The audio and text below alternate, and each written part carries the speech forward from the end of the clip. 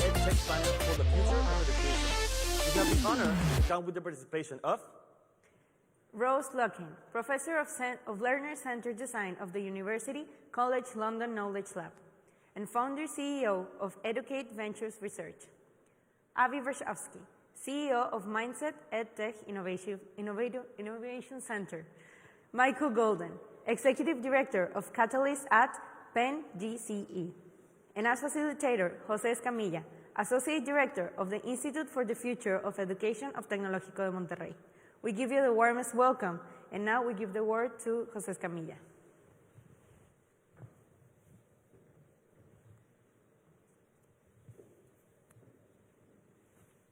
Good morning to everyone. Good afternoon for those that are in Europe and Israel from our panelists. It's a pleasure to have you here in this EdTech panel for the future of education. Today we are going to talk about this fascinating phenomenon that is the growth of EdTech. In the last 10 years, EdTech has been growing a lot, but the pandemic has accelerated this growth a lot. We have seen a lot of investment in education, private capital, but also the expenditure on educational technology has increased a lot during the pandemic, and we expect that to be a phenomenon growing more in the following years, as education is the last of the big sectors to be digitized.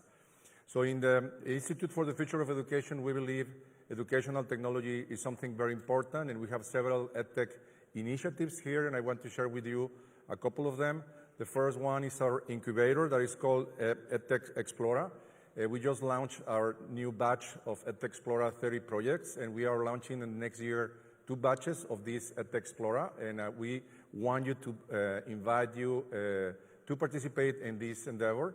We also will be launching our first EdTech early stage accelerators for early stage startups next year. So be present in our web pages and our social networks. We will be announcing the launching of the call for proposals for this EdTech early stage accelerator. And also we will be launching the T-Prize on the 3rd edition, this program that we organize with Universidad de los Andes in Colombia.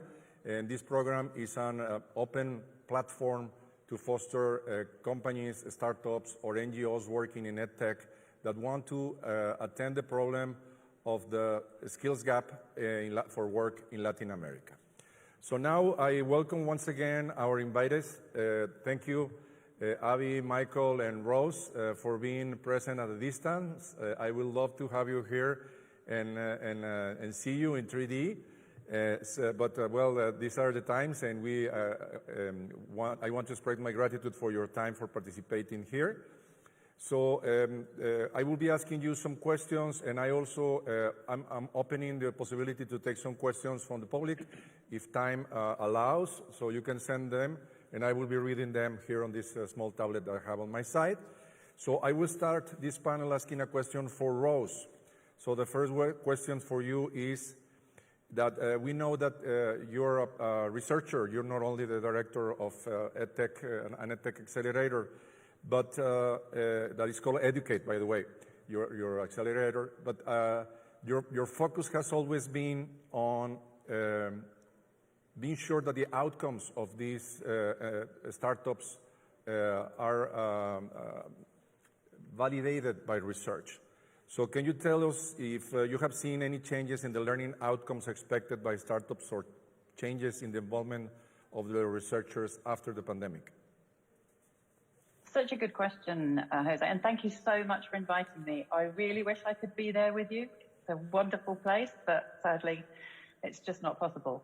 But to get to your question, yes, the way that we go about accelerating is research acceleration. So what's key to our process is to help EdTech companies, particularly small ones, to understand how they can use data to collect evidence to show whether their product or service is meeting the educational need.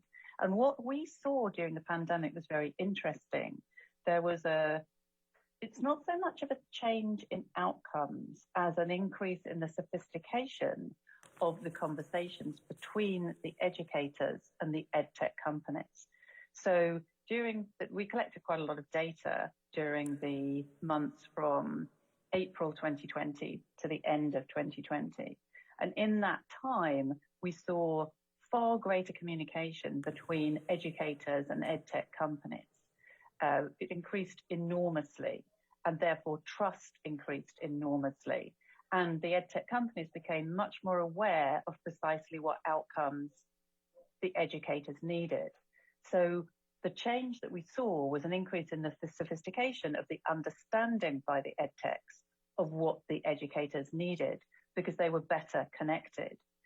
And we're just starting to see that coming forward in the nature of the way that EdTechs that we're involved with are looking to collect evidence about what they're doing within education.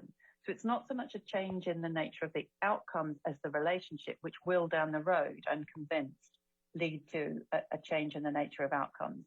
And we also saw a really enormous increase.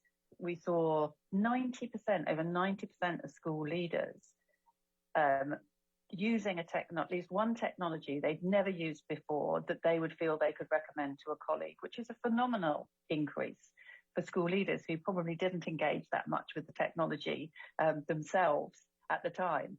So it's the relationship that has changed, and that relationship has grown, and that increases the sophistication of the outcomes we can judge.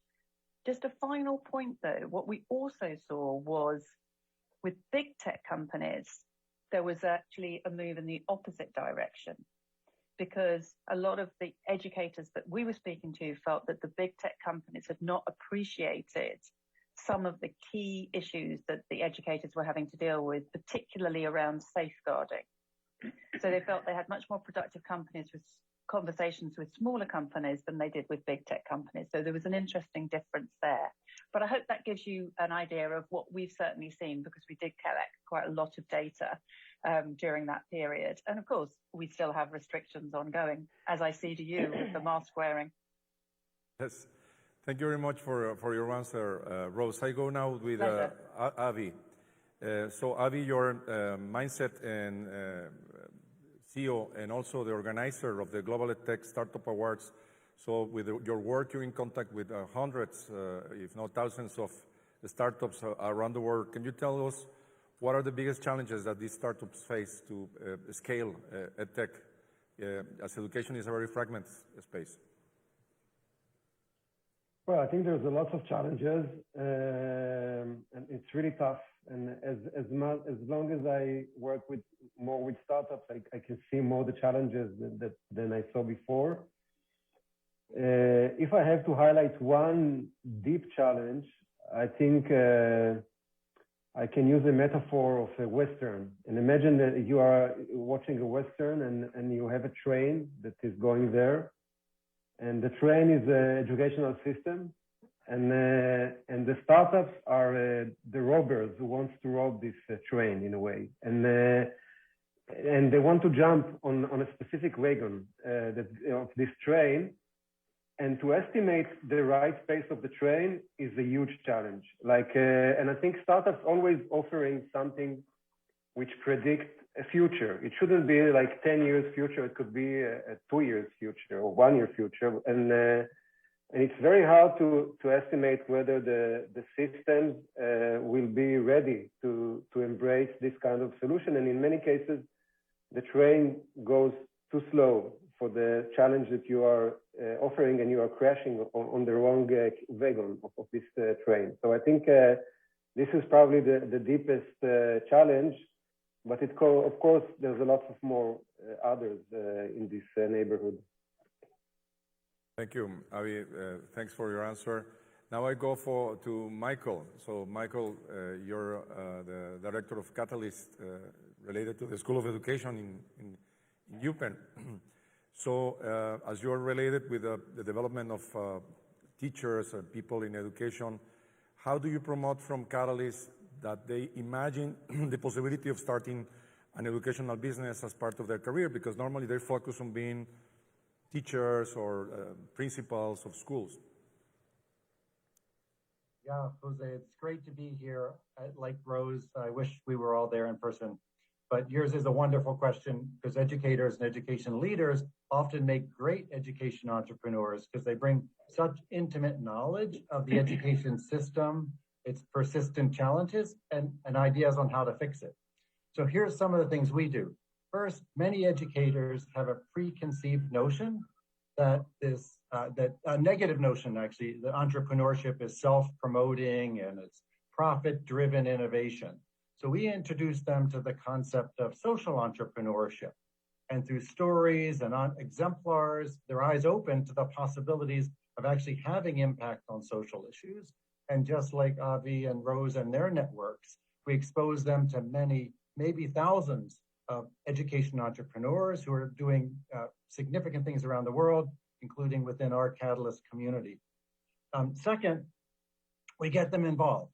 So it's really important that we meet them where they are, and we offer a continuum of programming, everything from a startup day experience where they might come in with an idea and leave with a well-honed pitch, to boot camps and workshops that are tied to key topics of entrepreneurs that educators might not know about, selling into the education marketplace, fundraising, developing your product. And then one of the secret sauce that Rose and her organization and we at Penn GSE share is that secret sauce of research to practice and making sure your solution's effective. Next thing we do is we're actually entering our 13th year of the Milken Penn GSE Education Business Plan Competition. And that's one of the preeminent competitions for entrepreneurs to bring their ideas to market. And we've awarded $1.7 million of prizes, and our winners and finalists have gone on to raise now nearing $200 million in prizes. So we're really excited that the educators and education leaders can participate in that. This fall, we launched a virtual accelerator called Catapult, and we're thrilled also to be able to connect educators and education leaders to advisors and mentors and faculty researchers, and certainly to a multiple number of hubs of content and community. And lastly, we actually have one of the first masters of education entrepreneurship in the world, and we're excited that that's something we can also offer. Thank you, Michael. Well, very interesting approach. We also have a master's in educational technology, and we think that we should share more experiences there. I have another question for you.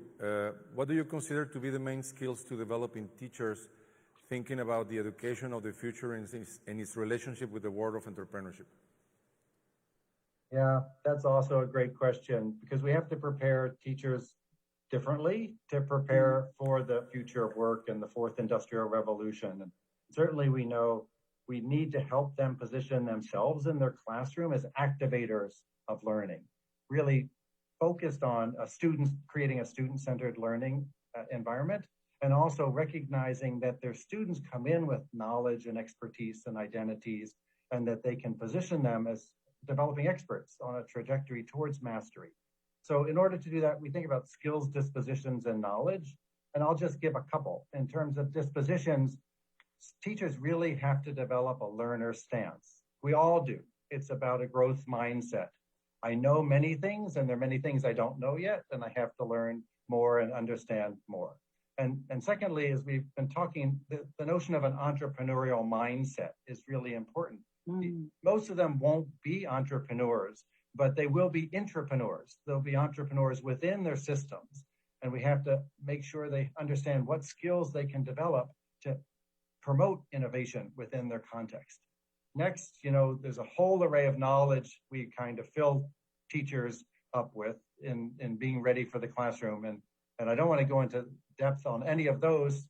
We know those are somewhat tried and true, some more effective than others. But I think there are a couple new areas where we really have to tap into making sure our teachers have that knowledge going forward. One is data literacy, because there's so much information in the world, and being able to use that information, just like Rose was saying, of the data they've been collecting and take action with it is crucial. And the other is computational thinking.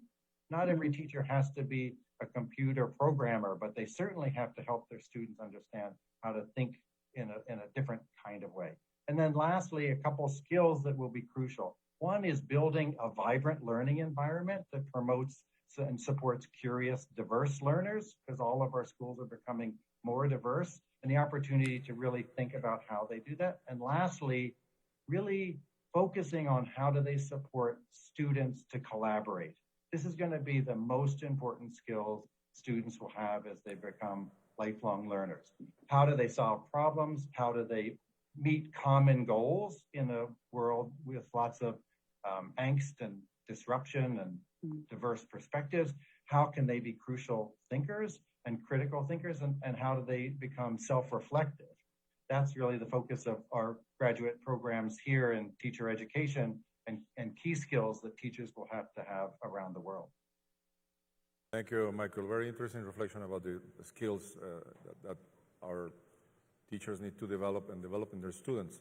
I go back with Rose, and I want to deepen a little bit more on this relationship between learning outcomes and EdTech entrepreneurship.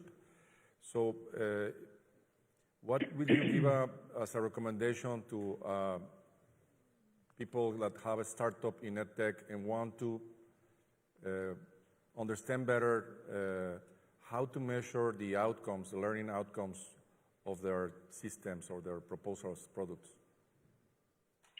It's such a good question, Jose, and it's so important. The way I would suggest you go about it is by starting off by working out what change do you want to bring about through your EdTech product.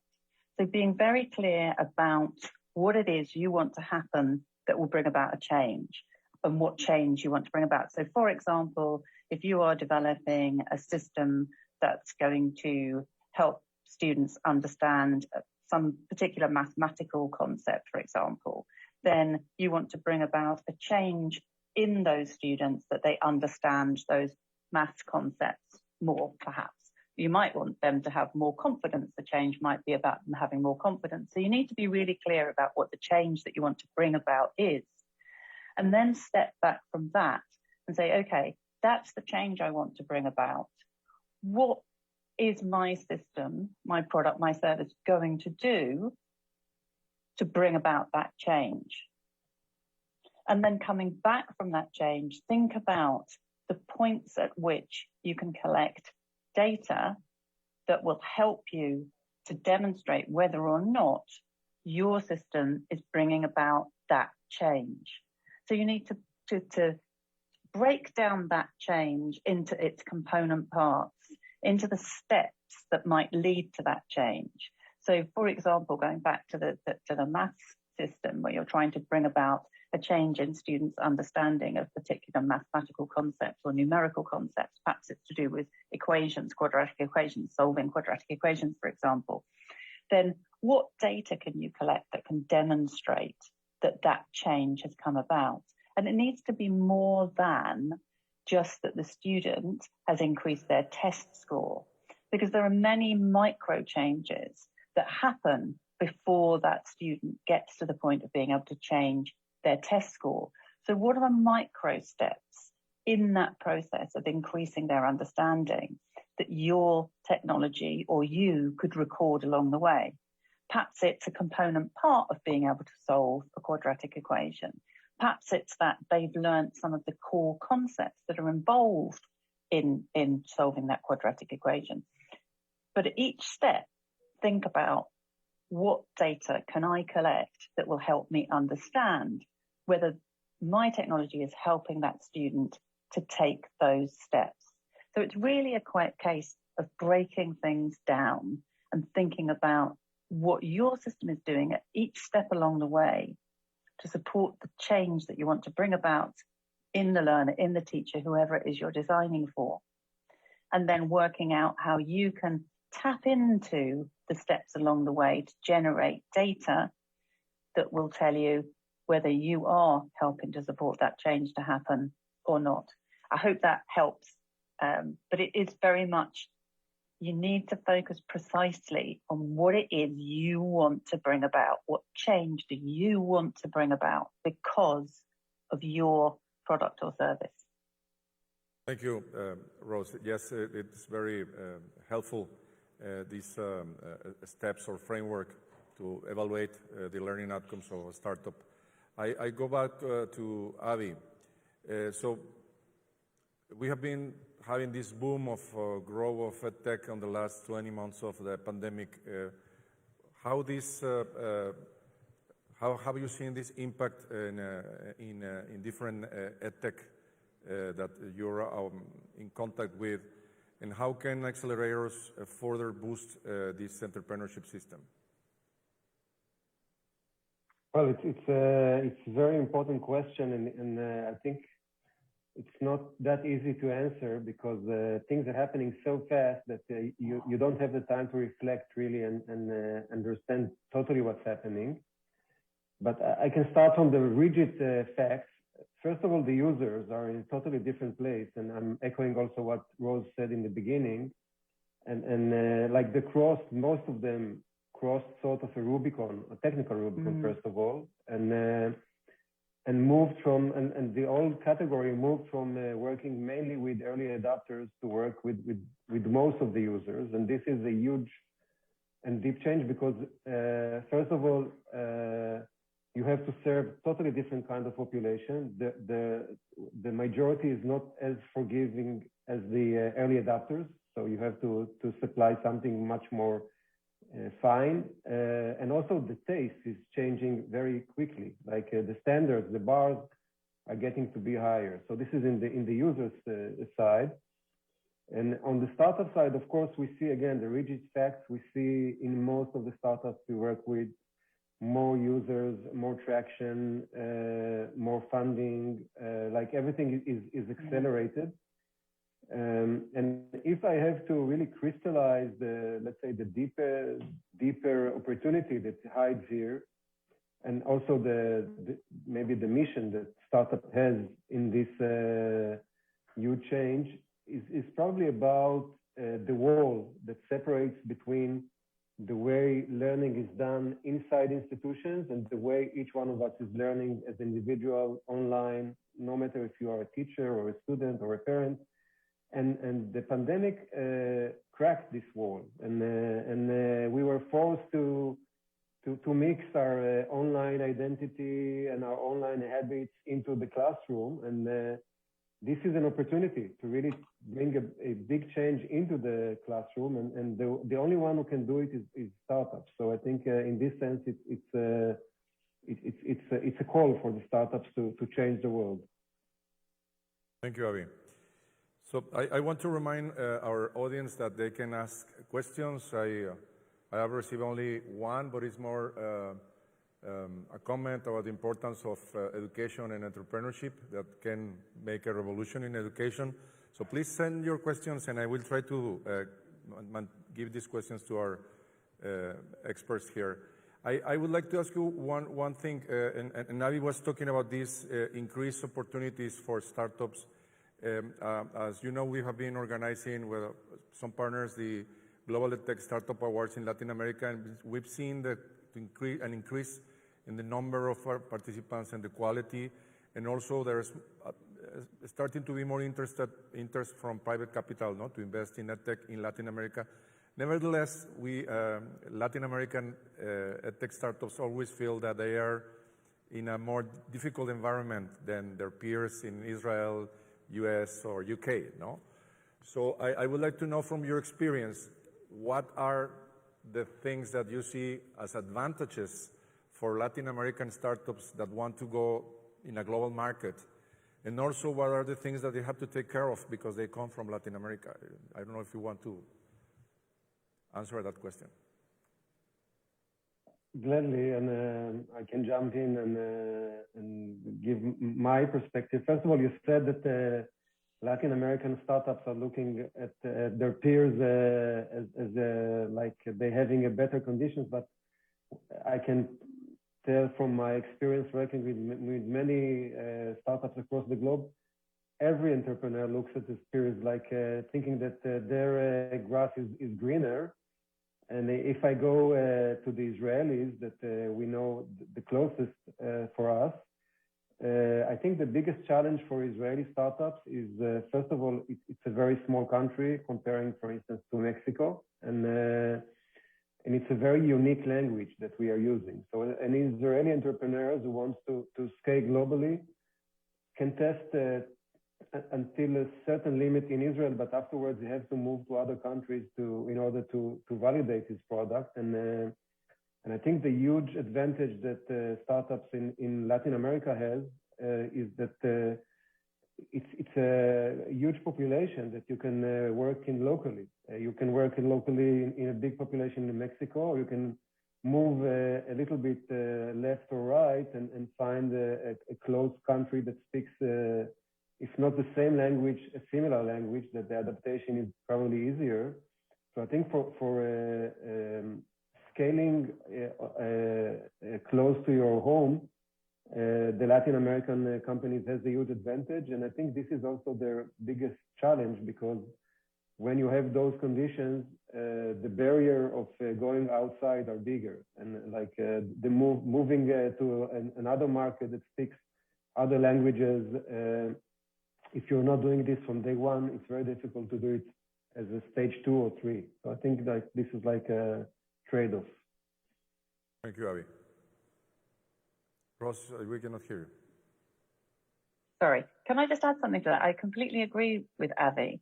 And I think just to sort of emphasize, no one will understand the Latin American context more than somebody who is from Latin America. And we know that context makes a huge difference to the success of a learning activity, for example. So if you understand the school context, the university context, the work-based learning context, home context, that understanding of context and culture is hugely valuable. And as Avi says, it's a big, Latin America is a big place, so there's lots of opportunities. So I think that Latin American EdTech shouldn't underestimate the importance of understanding the context in which their product or service is going to be used. It's really important.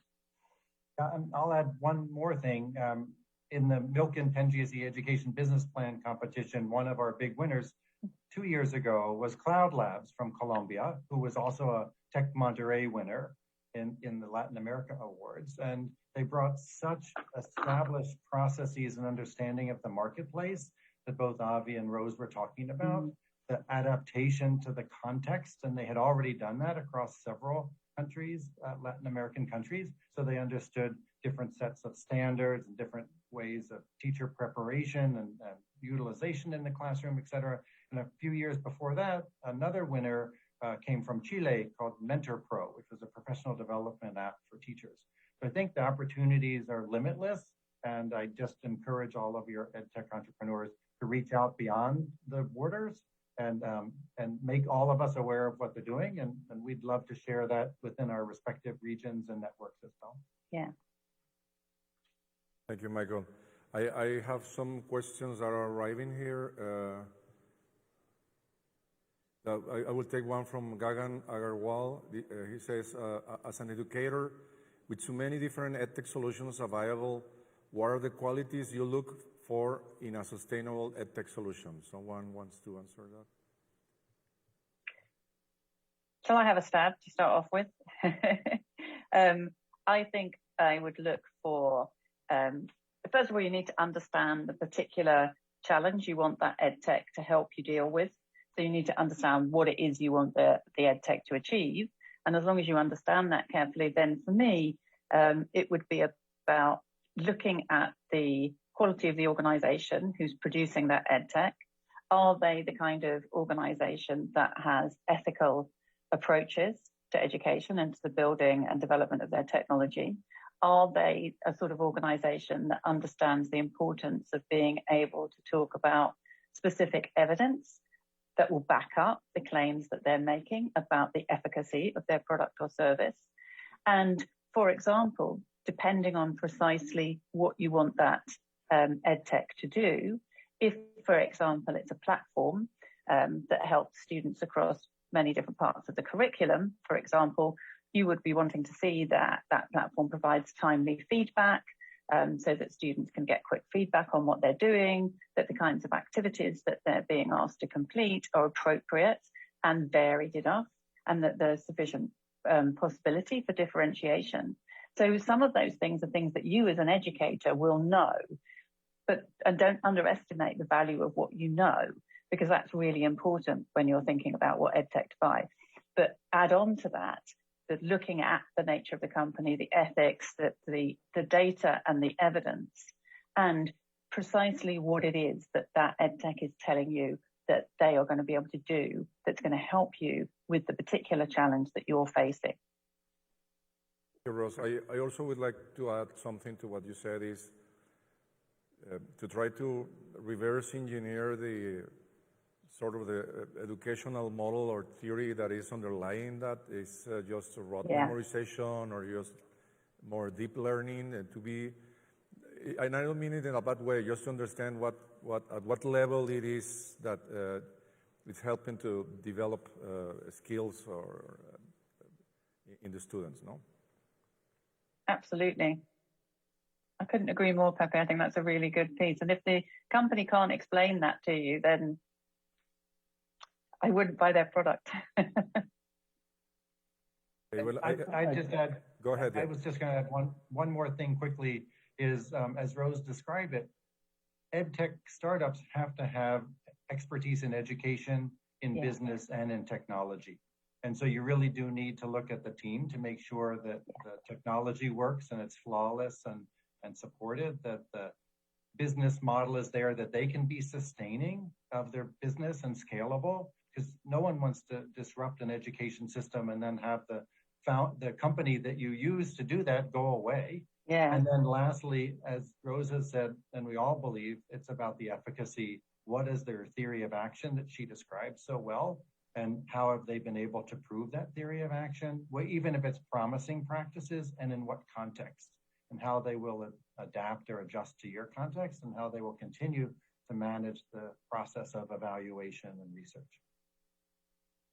Thank you. Michael, since you mentioned disruption, maybe I'll add one more aspect that I think is important. I think when you're looking on EdTech startup, you should look also for startups who are not amplifiers of the existing or the old world. Like we don't want to see more LMS dancing and singing. We would like to see something different. And I think this is another layer, of course, on the top of all the others that you mentioned, but it should be there as well. Mm-hmm. Thank you, Avi. There's another question from the audience. This comes from Christian. What are some of the problems or challenges that EdTech startups are not addressing and should address?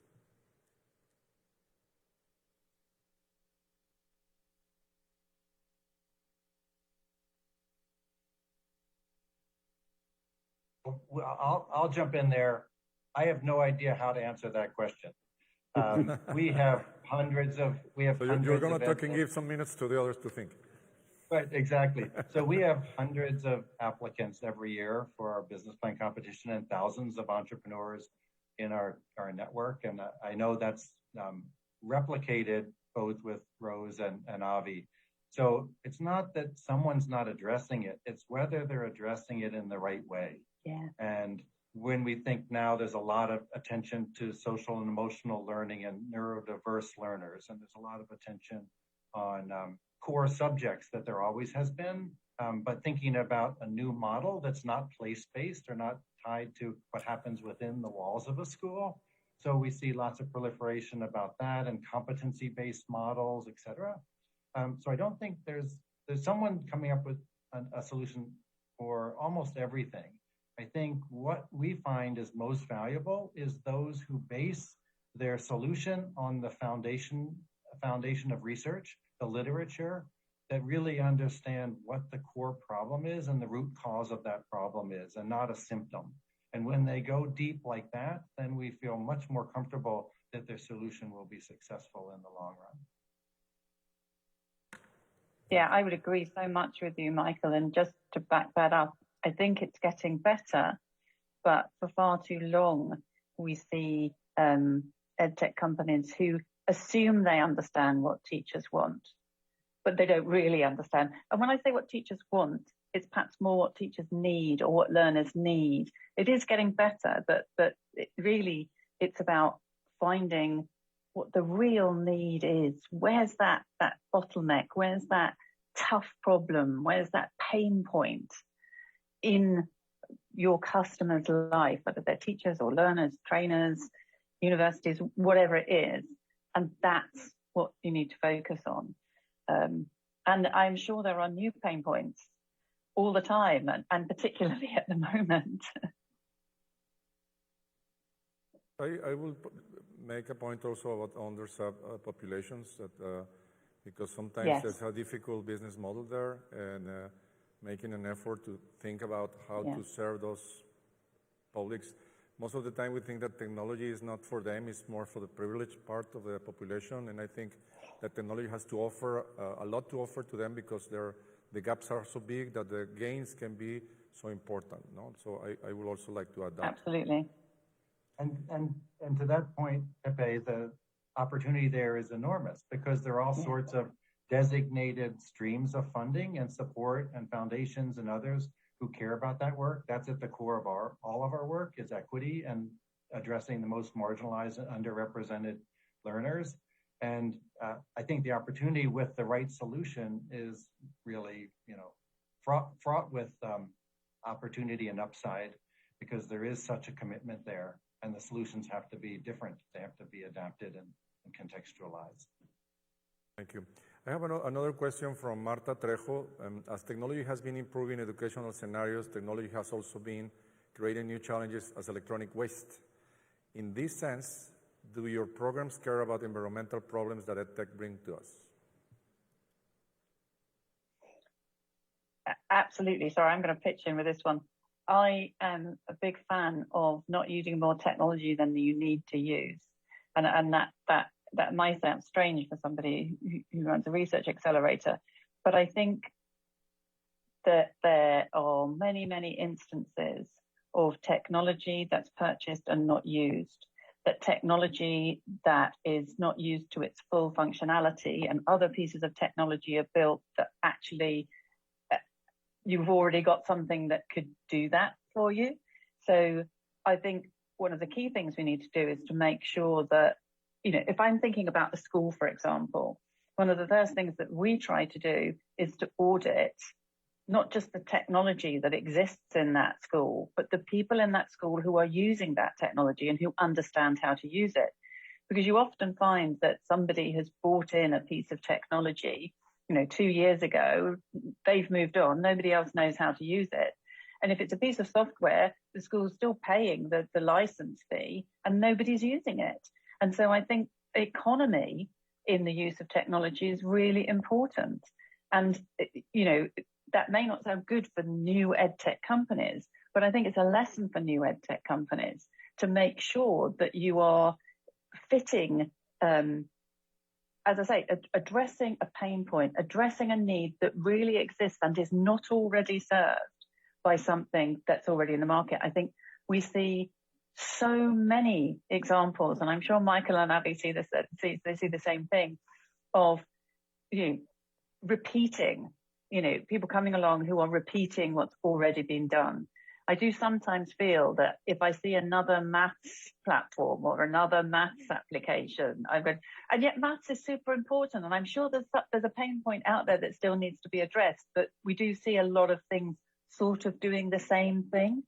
So again, it's about making sure that whatever EdTech there is being used appropriately. So there's a lesson there for EdTech companies in making sure that what they develop is being used appropriately and applied appropriately, and that it is meeting a need that's not already being met by another technology that's out there. And for educators, trainers, teachers, learners to make sure that you are using the technology that you have. And if you're not using it, you're looking at green ways to recycle it, to pass it on to somebody else. Far too many temptations to just buy lots of kit. And as the person asking the question, the cost to the environment of that is huge. Thank you. Go ahead. I would just underscore thinking about technology as a tool and not the goal or the destination. And also where and how can technology uniquely create value and do something that couldn't have been done before. Thank you. I would add maybe I totally agree with Rose, but I think the main stakeholder in this kind of a challenge is the educators. And I think the muscle that should be trained is this muscle of rejecting and adapting technologies and getting ownership on this process. And in many cases, teachers don't have the ownership on those processes. So in the way they're not, don't have the agency to decide, and it's a pity because in the end of the day, they are sitting on the right junction to really control this kind of waste. Okay, so we have many questions, and congratulations for the panel and what has been said. So I send you this congratulations from you, and I apologize because we will not be able to answer all those questions. I have a last one by Monica Velasco. Do you have experience with external and experienced mentors that complements the teaching of young entrepreneurs? What are the best profile characteristics to take into account for these mentors? Good question. I can jump in there because we've spent a lot of time with advisors and mentors. And I think that we recognize there's a whole array of different types of mentors and advisors that can be great supporters of education entrepreneurs. It could be faculty who help them understand the topic and the research behind what they're trying to do. It could be investors or funders who understand the protocols to submit and receive funding. It could be practitioners who are school leaders or college presidents or classroom teachers who can give you great advice as to what's functional, what's acceptable, and what actually helps them flourish in their classrooms. We think about marketing companies or other types of accounting folks, legal firms who help them establish their corporate structure. So there are many different types of roles that we think about for advisors and mentors, and putting them together is a key element of, as I mentioned, our new hub for a virtual accelerator called Catapult, where we really think that it takes a village to support each other, and we're all in this together. Thank you, Michael. Well, we are almost finishing this panel. I would like to ask you a final question to close our panel. And I would like to know what's your vision of educational innovation for the future, like in 5, 10 years. How do you imagine education? Who wants to go first? I can jump in and like thinking out loud about the 3 elements that I hope we'll see in education. I don't know if it's a prediction or a hope, but it's something in between. And I think, first of all, to see more agency of the learners. And I think we have the opportunity post-pandemic to go through this change, both learners and teachers, but having more agency. The other aspect is on the range of between the physical and virtual world. Like we hear and we speak a lot about the metaverse. The metaverse is one way of trying to react to the fact that those worlds are not divided as they used to be. And I think there are many other ways to do it as well, but I think the ideal situation is that the learner is the same learner and the learning process is the same one, and you're crossing between the virtual and the physical world without noticing that you were crossing between them. So this might be the second element. And last, and maybe it's relating a little bit to the last question as well. I think we all are becoming to be global citizens, whether we want it or not. We are affecting other places and other regions in the world, and we've been affected by other regions.